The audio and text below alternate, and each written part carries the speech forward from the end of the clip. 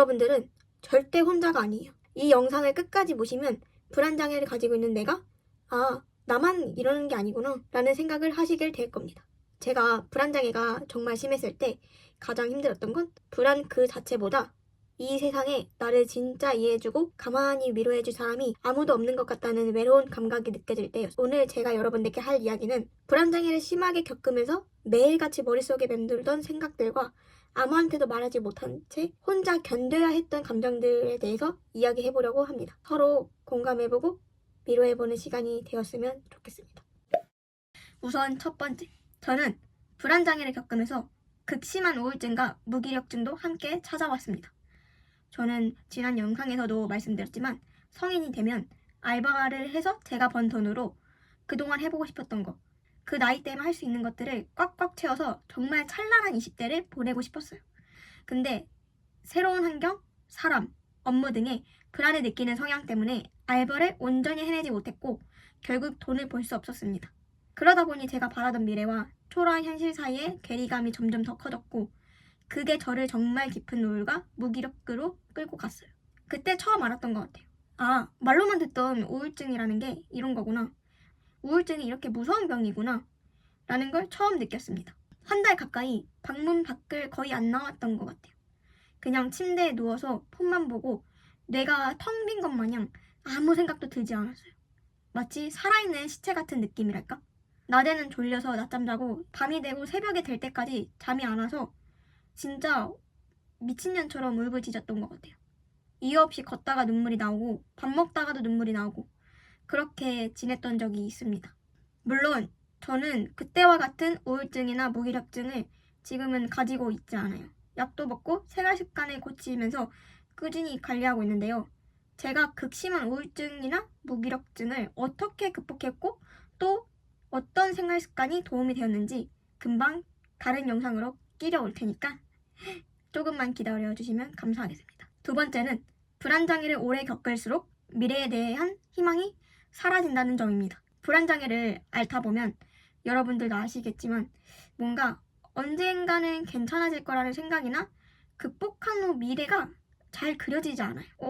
저는 그 이유가 두 가지라고 생각하는데 첫 번째는 나아가려고 정말 노력했는데 눈에 띄는 변화가 없을 때 느끼는 좌절감이고 두 번째는 불안에 계속 굴복했던 경험들이 쌓이면서 그게 결국 포기로 굳어지기 때문인 것 같은데요. 저 같은 경우 불안장애를 6년 이상 겪으면서 이게 정말 없어질 수 있는 병이 맞나? 라는 의심을 굉장히 많이 했어요. 그리고 하고 싶은 걸 불안 때문에 계속 참고 미루고 포기하다 보니까 어느 순간부터는 나는 그냥 이런 사람이구나. 나는 영원히 이렇게 살아야 되는구나 하는 생각이 자연스럽게 들더라고요. 그 시기의 저를 이야기해보자면 희망이 없었던 게 아니고 희망을 붙잡을 힘이 너무 오래 전에 소진된 상태였던 것 같아요. 세 번째는 불안장애를 극복해야 한다는 생각에 집착하면서 세상을 바라보는 시야가 좁아지고 결국 내가 사는 삶의 폭도 같이 좁아진다는 점입니다. 저는 한때 불안장애만 극복하면 내 인생 시작이다 라고 믿었기 때문에 제 삶의 모든 초점이 불안장애 없애기에만 맞춰져 있었던 적이 있어요. 오직 불안. 제 눈에는 그것밖에 안 보였던 것 같아요. 비유하자면 넓은 세상 한가운데 손전등 하나만 들고 서 있는데 그 불빛 안에 있는 것만 전부라고 믿고 있었던 그런 느낌? 불안이 없는 삶만 상상하다 보니 제가 지금 할 수 있는 것들, 지금 누릴 수 있는 것들은 아예 보이지 않았는데 그때를 돌이켜보면 스스로가 너무 안타까워요. 좀만 마음의 여유를 가졌으면 어땠을까? 라는 생각이 듭니다. 네 번째는 저는 그때 행복한 사람들을 보면 괜히 기분이 안 좋아졌어요. 정확하게 말하면 행복한 사람들을 보면 나만 불행한 것 같다는 생각이 든 것 같아요. 길 가다가 카페나 음식점에서 사람들이 웃으면서 떠드는 모습만 봐도 괜히 마음이 불편해지고 속이 뒤틀리는 느낌까지 들었던 것 같아요. 쟤네는 정말 아무 걱정 없이 사는 것 같은데 왜 나만 이렇게 살지? 나만 불행한 것 같은 기분이야. 이런 생각들이 계속 들더라고요. 그때는 세상이 그냥 멸망했으면 좋겠다는 생각까지 했던 것 같아요. 그만큼 저의 세상은 각박했고 여유가 없었죠. 다섯 번째로 들었던 생각은 바로 자기 연민인데요. 우선 자기 연민이 뭔지 사전적인 의미로 짚어보자면 자기 연민이란 자신의 부적절함, 실패, 전반적인 고통이 있다고 인식되는 상황이나 사례에서 자기 자신에게 연민을 베푸는 것을 말한다고 합니다. 쉽게 말해서 그냥 자기 자신을 불쌍하게 여기고 가엾이 보는 걸 자기 연민이라고 해요. 저는 한때 제가 불안장애가 있는 것에 대해서 오로지 부모님 탓, 환경 탓만 하면서 나는 피해자일 뿐이야. 아무것도 할 수 없는 사람이야 라고 스스로를 규정했던 것 같아요. 무언가를 시도하거나 도전하지 못해도 나는 불안장애가 있으니까 어쩔 수 없어. 도전하지 않아도 내 인생이 이런 건 다 이유가 있어. 이렇게 스스로를 합리화했던 것 같아요. 근데 시간이 지나면서 점점 스스로를 돌이켜보면서 느낀 게 그게 가장 편한 방법이었기 때문에 저는 무의식적으로 그런 행위를 하지 않았을까라는 생각이 듭니다.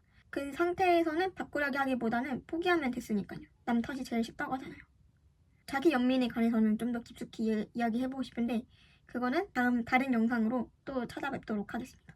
드디어 마지막 6번째입니다. 6번째로 불안장애를 가지면 드는 생각은 불안장애랑 싸우는 내 자신이 굉장히 외로운 싸움을 하고 있다는 생각이 들 때가 굉장히 많은 것 같아요. 내 편은 아무것도 없는 것 같고 나만 그런 것 같은 생각이 들었던 적이 굉장히 많은데 저의 경우 처음으로 불안장애 그리고 우울증 진단을 받고 부모님께 그 사실을 말씀드렸을 때를 저는 아직도 잊지를 못해요. 부모님께 이실직고 얘기했을 때 부모님 반응은 걱정이나 위로가 아니라 마치 짐작 하나 더 생겼다는 표정, 피곤한 일 생겼다는 듯한 깊은 한숨을 쉬셨어요. 그 순간 처음으로 이런 생각이 들더라고요. 아, 부모님도 내 편이 아닐 수도 있겠다. 그때 정말 많이 상처를 받았어요. 또 가끔 힘든 일이 있을 때 엄마한테 얘기하면 그건 네가 마음을 강하게 먹어야지, 의지로 이겨내야지 라는 말이 돌아오더라고요. 그 말을 듣는 순간 더 이상 할 말을 잃었던 적이 굉장히 많습니다. 근데 부모라서 상처였는데도 불구하고 그걸 알면서도 또 기대하고 또 상처받고 그게 반복되더라고요. 참 쉽지 않죠. 그래서 결국에 지금은 최대한 혼자 삭히려고 노력하는 중이에요. 근데 우리들이 누군가한테 나의 힘듦을 토로할 때 있어서 나의 고통을 완벽하게 이해해달라는 이유로 목적으로 이야기하는 건 아니잖아요.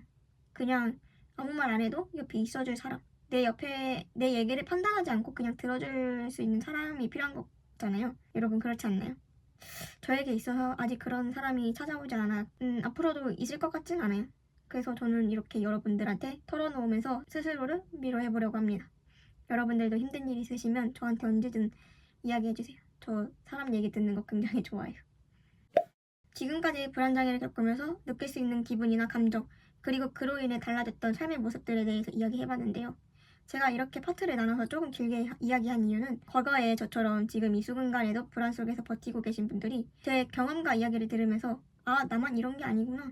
이 감정을 느끼는 게 나 혼자만이 아니구나 하면서 조금이라도 공감받고 결코 혼자만 겪는 고통이 아니라는 걸 아셨으면 좋겠다는 마음에서 이 영상을 만들게 되었습니다. 저는 지금 과거보다는 분명히 나아졌지만 여전히 불안장애를 안고 살고 있어요. 지금 불안장애를 어느 정도 관리하고 다루면서 살아가고 있고 그 과정에서 예전보다 훨씬 많은 것들이 불가능이 아니라 해볼 수 있는 선택지처럼 보이기 시작한 것 같아요. 그래서 지금은 예전부터 마음 한켠에 품고 있었던 일본 워홀이라는 선택을 향해 나아가고 있는 중이고요. 그 과정을 이제는 여러분들한테 조금씩 공개해볼까 합니다. 기대 많이 해주세요. 마지막으로 여러분들께 짧게 이야기를 하자면 불안한 감정을 안고서도 한 걸음씩 살아보려고 시도하다 보면 적어도 저는 생각보다 많은 것들이 조금씩 달라질 수 있다는 걸 제 삶을 통해 경험을 했거든요. 그렇기 때문에 여러분들도 희망을 완전히 내려놓지 않으셨으면 좋겠어요. 그럼 오늘 영상은 여기까지고요.